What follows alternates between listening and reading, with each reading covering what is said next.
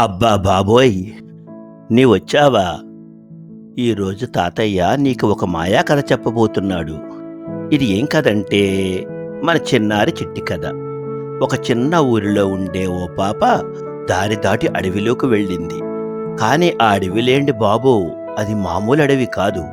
అక్కడ ఓ మాయా పక్షి, ఓ మాయా జలపాతం. ఏమైందో తెలుసుకోవాలంటే నీ చెవులు తీర్చిదిద్దుకో. ఇప్పుడు మనం చిట్టి మాయా జలపాతంలోకి వెళదాం. అది ఒక ముద్దుగా తెల్లటి ఉదయం. చిట్టి స్కూల్ బ్యాగ్ వేసుకుని అడవిలోంచి తానుగా పయనమైంది. ఆ అడవంతా పచ్చగా పచ్చగా పూలు పూసిన చెట్లు, చిలిపిగా కూసే పక్షులు. ఆమెకు ఎదుటే ఒక అద్భుతమైన పక్షి కనిపించింది. ఆ పక్షి మాట్లాడింది బాబు.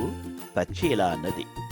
చిట్టి, ఓ చిట్టి, నీకు రహస్యాన్ని చూపిస్తాను. వస్తావా నా వెంట? నిజంగా? ఇది నిజం కాదనిపిస్తుందే, కాని చూస్తా. ఆ పక్షి చిట్టిని ఒక పాత దారిలోకి తీసుకెళ్ళింది. పచ్చదనానికి ముసురుకున్న దారి. చివరికి ఒక అద్భుతమైన జలపాతం. అది మామూలు జలపాతం కాదు బాబోయ్, మాయా జలపాతం. చిట్టి దాని దగ్గరయ్యింది. ఆ నీళ్ళలో ముక్కు తడిపింది. అప్పుడే ఓ మాయాస్వరం వినిపించింది, గంభీరంగా, మార్మోగేలా. చిట్టి, నీ మనసు మంచిదే, కాబట్టి నేను నీకొక వరం ఇస్తాను. నాకు ఒక కథల పుస్తకం కావాలి తాతయ్య. అందులో ఎన్నో కథలుండాలి. ఆ జలపాతంలోంచి ఒక మెరిసే పుస్తకం బయటికి వచ్చింది.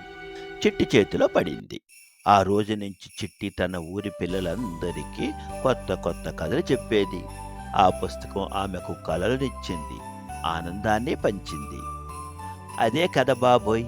నిజమైన స్వచ్ఛత ఉన్న మనసుకి ప్రకృతి అంతటి రహస్యాలైనా చెప్పగలదు. ఈ చిట్టి కథ నీకు నచ్చిందా? ఇంకోసారి తాత మళ్ళీ ఓ కథ చెబుతాడు.